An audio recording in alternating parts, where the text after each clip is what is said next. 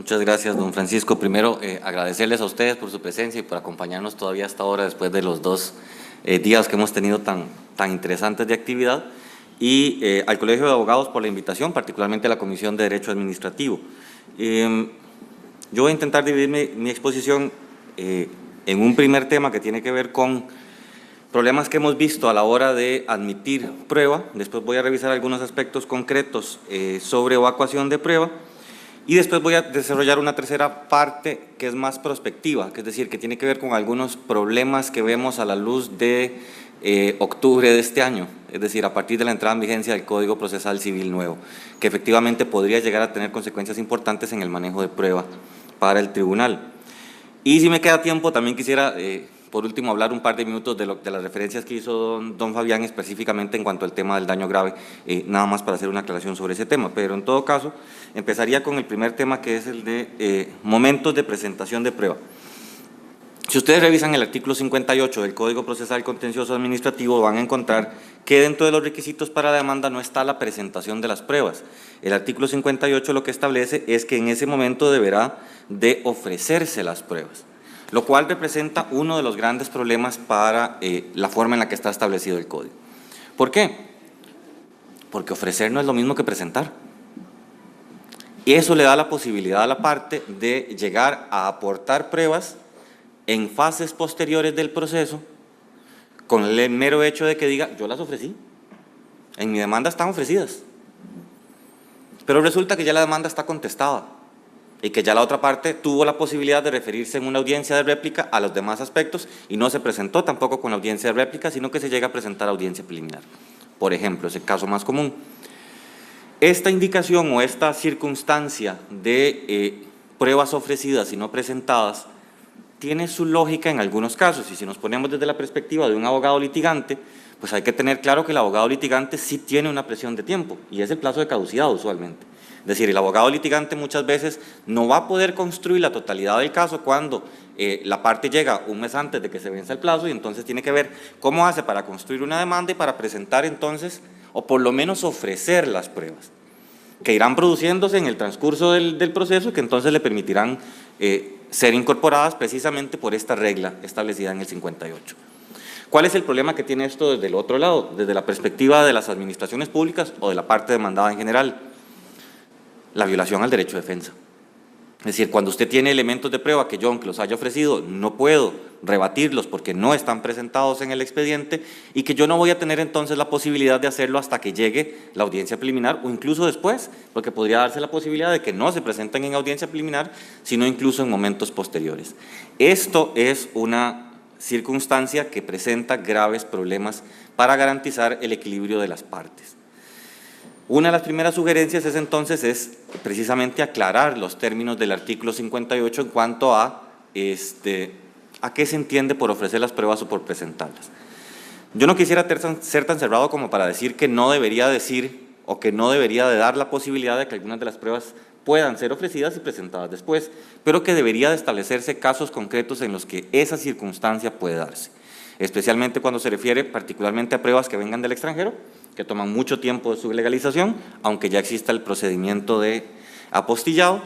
Y el otro tema, porque poniéndose del otro lado, a veces la misma administración pública podría ser la que esté causando el retraso, que sean pruebas que se hayan pedido a la administración pública y que la administración pública no las esté entregando. En esos casos uno podría entender que se pueda extender la posibilidad de la parte a que presente esas pruebas con posterioridad, con la debida acreditación de esas razones. Pero en otra circunstancia, si la parte actora es la que presenta el proceso, es la que debería tener la obligación de presentar sus pruebas con la demanda. Y en ese sentido garantizar, siendo que es la parte que tiene dos posibilidades de presentar prueba, que ese es otro elemento importante, frente a la parte demandada que solo tiene un momento procesal. Es decir, la parte actora puede presentar prueba con su demanda y puede presentar válidamente prueba con la réplica a la contestación de la demanda, mientras que la parte demandada solo tiene el momento de la contestación de la demanda. Este aspecto me lleva a otro tema que también quería desarrollar sobre este punto de los momentos para presentación de demanda. En general, el tribunal ha sido muy laxo a la hora de qué se permite a la parte actora presentar en ese segundo momento de prueba. Es decir, cuando la parte actora replica a la contestación de la demanda, el tribunal en realidad no ha hecho mayor o no existe una línea clara en cuanto a cuáles son las pruebas que la parte puede presentar. La lógica diría que la prueba que se puede presentar en la audiencia de réplica es únicamente la que sirva a rebatir las defensas previas y la que sirva para rebatir los elementos de hecho que no estaban incorporados en la demanda y que se incorporan vía contestación. Esa sería la aplicación estricta y literal de lo que dice el código y sería la norma que nos permitiría más entender o que llevaría a entender con más claridad la no violación al derecho de defensa de las partes. Sin embargo, en la práctica, el código se ha aplicado de una forma laxa en ese aspecto, es decir, se ha permitido a la parte actora la presentación de cualquier elemento de prueba haya podido ser presentado con la demanda o no haya podido ser presentado, se refiera a cosas nuevas o no tenga nada que ver con la contestación de la demanda, sino que sea algo que usted simplemente se lo olvidó y que ese es el momento en el que lo quiso presentar. No hemos llegado a ese nivel de restringir esa posibilidad de la parte actora, sino que simplemente hemos dejado explorar o hemos dejado que se pueda presentar en cualquier momento. Habría que explorar si efectivamente es el momento de empezar a aplicar con mayor rigidez estas normas. Efectivamente, a partir de las propias interpretaciones que ha venido haciendo el tribunal en cuanto a las posibilidades de ampliación de la demanda, que era un tema del que habló doña Godelier más temprano. Es decir, a partir del momento en el que interpretamos el artículo 95 del Código Procesal Contencioso Administrativo en relación con el 46 y el 68, es decir, cuando establecemos momentos para ampliación de la demanda, es claro que esos momentos de ampliación de la demanda también van acompañados de presentaciones de prueba, que solo podrían hacerse o que solo podrían estar referidas a lo que se está ampliando o lo que se está modificando. Porque no puede ser ese entonces un momento para que yo decida, porque ajusté un hecho en el que la administración dictó un acto posterior, para presentar también pruebas que pude haber presentado antes y que no presenté. Es decir, este tema de la presentación de pruebas pareciera ser como muy sencillo y podría dar para muchísimos entrabamientos del proceso que podrían entonces hacer que esa otra posibilidad que es que no se resuelvan en audiencia preliminar o que rechazadas las pruebas en audiencia preliminar sean vistas por el juez de juicio, que eso lo voy a tocar ahorita más adelante.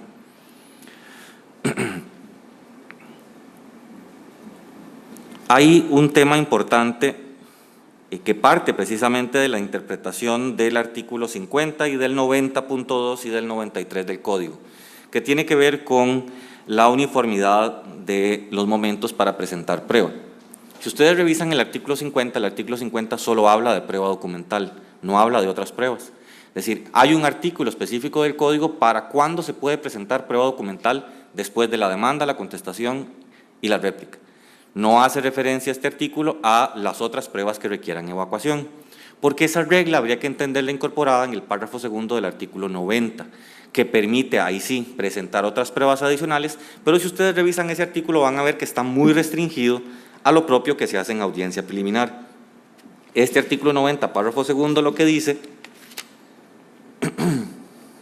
es que durante la audiencia las partes podrán ofrecer otros medios de prueba que a juicio del juez tramitador sean de interés para la resolución del proceso y se refieran únicamente a hechos nuevos o rectificaciones realizadas en la propia audiencia. Es decir, vean que si hay una filosofía del Código de que no permitir a las partes jugar con el proceso, sí de establecer fases de preclusión, porque si no, no tendrían sentido. Es decir, aunque no exista una regla expresa dentro del Código de preclusión de las fases, ha de entenderse de la propia naturaleza de un proceso jurisdiccional, porque si no, no tendría sentido la audiencia preliminar. No tendría sentido que tengamos una fase donde hay un juez instituido para determinar cuáles son las pruebas que se llevan a juicio y cuáles no, cuya decisión sobre prueba no tenga ningún sentido o no tenga ninguna relevancia para el fondo del proceso. Ahorita más adelante vamos a ver que las tesis en este aspecto se complican cuando lleguemos a la fase de juicio y estando desde la perspectiva del juez de juicio. Pero desde la perspectiva procesal, claramente, el juez de trámite no podría estar pintado en la pared en cuanto a la prueba. Es decir, tiene que tener algún efecto la forma en la que se resuelve en audiencia preliminar. Yo sí creo, como señalaba Godelier más temprano, que la regla del artículo 50, párrafo segundo, debería desaparecer. Es decir, la indicación que se hace ahí para dejar que algunos tipos de prueba, simplemente porque la parte considera que no se las va a resolver bien el juez de trámite, deben quedar para el juez de fondo o para el tribunal de fondo, no debería de existir. Pareciera ser un resabio de las antiguas normas procesales. y no vinculadas a la regla de que toda la prueba que esté dentro del proceso a la altura a la audiencia preliminar debería ser conocida y filtrada por el juez de trámite. Ese es su trabajo. Para eso está la audiencia y para eso está el juez de trámite en esa fase. Entonces, una norma que permita de una u otra forma desviar pruebas para que lleguen directo al tribunal de juicio sin que sean pasadas por el tamiz de audiencia preliminar y por las reglas del artículo 90, pareciera ser contrario al espíritu de la totalidad del Código, y por eso, en mi criterio y el criterio de muchos compañeros de trámite, es que la norma es anacrónica y que no debería de existir dentro del Código. El otro tema que pareciera ser interesante dentro de las reglas del artículo 90 es la noción de prueba complementaria.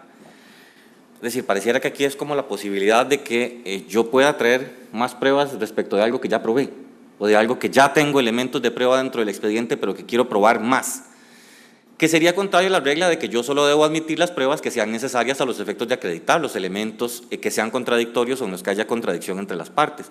¿Para qué quiero una prueba que va a complementar a otra que ya existe? Puede haber casos en los que esto sea necesario y yo creo que esta redacción en realidad debe persistir, pero sí tal vez es necesario un afinamiento de estos parámetros sobre los cuales se admite la prueba. Y aquí es donde paso al siguiente tema que tiene que ver en cuanto a esta pregunta. ¿Cómo se admite la prueba? Es decir, ¿qué es lo que hace el juez de trámite cuando está en esta fase? Usualmente lo que nosotros vamos a tener es un ofrecimiento de ambas partes, donde las partes se van a oponer a un tipo de prueba u a otro. Las reglas que están en el artículo 93, párrafo primero y párrafo segundo del Código en realidad son muy laxas. O sea, básicamente lo que establecen estas reglas es, se admiten pruebas sobre lo que las partes tengan disconformidad y sobre los aspectos en que haya una indudable trascendencia. Todos son conceptos jurídicos indeterminados. Y como no existe una forma de unificar los criterios de los 15 jueces de trámite en estos aspectos, no estoy diciendo que debe haber un recurso de apelación, pero efectivamente no hay una forma de establecer si un criterio es el correcto u otro criterio es el correcto. ¿Quién es el único que en este caso está haciendo esas modificaciones de esos criterios de los jueces de trámite? El Tribunal de Juicio. Cada uno de los tribunales de juicio es el que va haciendo en cada caso concreto ese ajuste de decir, vea, yo sí considero que esta prueba es importante, yo considero que esta prueba es innecesaria, y así vamos ajustando. Pero efectivamente eso no tiene ningún punto de partida más allá que los poderes de saneamiento que tiene el tribunal en la fase de juicio. Es decir, no van a encontrar una norma expresa que dice que el tribunal de juicio puede modificar lo resuelto por el juez de trámite en cuanto a la prueba. En este caso, entonces, o en este aspecto, vamos a tener pues básicamente dos cabezas, y dos cabezas que no necesariamente se hablan, la del juez de trámite y la de los miembros del tribunal de juicio, particularmente la del presidente del tribunal de juicio, o de la presidenta del tribunal de juicio. En estos casos, hay una decisión del juez de trámite donde efectivamente él considera que determinados elementos de prueba son innecesarios o son sobreabundantes para llegar al fondo del asunto, mientras que el tribunal de juicio, una vez que ha llevado a cabo la prueba, o incluso antes cuando revisa el expediente, considera que hay elementos que sí deben ser admitidos. Y aquí pues estando o habiendo estado en ambas posiciones, pues es muy difícil no defender ambas. Es decir, cuando uno es juez de trámite, uno esperaría que la decisión que conscientemente se ha hecho sobre la prueba y que se ha razonado sobre los elementos por los cuales determinados elementos deben ser admitidos y otros no, se respete. O que por lo menos, si se va a revocar, haya una justificación clara de por qué un elemento de prueba que fue rechazado posteriormente sí debió de haber sido admitido. Pero desde la otra perspectiva, como juez de juicio, también en la necesidad de aplicación de los principios que permitan acercarnos lo más posible a la verdad real, yo no permitiría que una decisión de un juez de trámite que tal vez no tenga los elementos que tengo yo a la hora de resolver, me limite la posibilidad de, contando con un elemento de prueba que está dentro del expediente y que yo pueda valorar, que no la pueda valorar porque hay una fase ya precluida. Entonces, esto no es un tema solucionado, y mientras esas dos personas sigan siendo distintas, es decir, mientras el juez de trámite no sea el que resuelva el proceso en sentencia, este problema lo vamos a seguir manteniendo.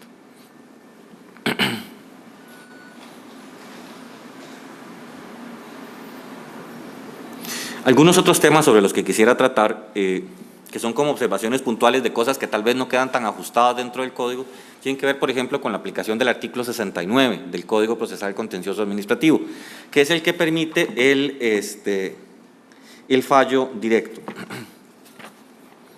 que es el proceso de trámite sin audiencias, donde una vez contestada la demanda, si no existen mayores elementos de controversia, el asunto sube a la sección que corresponda para el dictado de la sentencia sin audiencias. El problema de esto es una tesis que ya no es tan frecuente en el tribunal, pero durante algún tiempo tuvo alguna vigencia en cuanto a qué debe entenderse por no existir controversia. Es decir, si eso significa que no deba existir prueba del todo o que solo está referido a que todas las partes estén de acuerdo sobre los elementos de prueba documental o que requiera o de que en ese asunto en concreto no haya necesidad de evacuar prueba. Los criterios han sido variados. El criterio normalmente del tribunal es el más laxo, es decir, siempre que no haya prueba que sea necesario evacuar y que no sea necesario hacer audiencia preliminar para ver aspectos de saneamiento o a ver aspectos de defensas previas, el asunto puede ser tramitado vía 69 sin audiencias. Sin embargo, ha habido momentos en los que se ha querido interpretar que el proceso de puro derecho, siendo que reduce, perdón, el proceso de fallo directo, siendo que reduce a 5 días el momento para el dictado de la sentencia, de una u otra forma solo puede darse en aquellos casos en los que no hay ningún tipo de desacuerdo entre las partes, es decir, donde no hay ningún tipo de prueba ni documental que pueda ser objeto del asunto. Y eso básicamente hace imposible el trámite del 69, porque en la mayor parte de los casos lo que vamos a tener es procesos en los que las partes, en los que las partes de una u otra forma ya solo tienen controversia en cuanto a aspectos de fondo y que lo que necesitan probar se prueba desde la prueba documental que ya está dentro del expediente.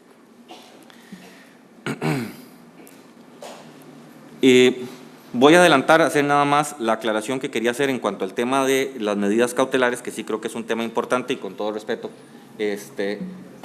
no puedo. Bueno, está bien. Yo no iba a hablar de medidas cautelares y me han censurado a no hablar de medidas cautelares, entonces no voy a hablar de medidas cautelares. Algunos temas adicionales que quería tocar eran respecto al tema o al nuevo Código Procesal Contencioso Administrativo.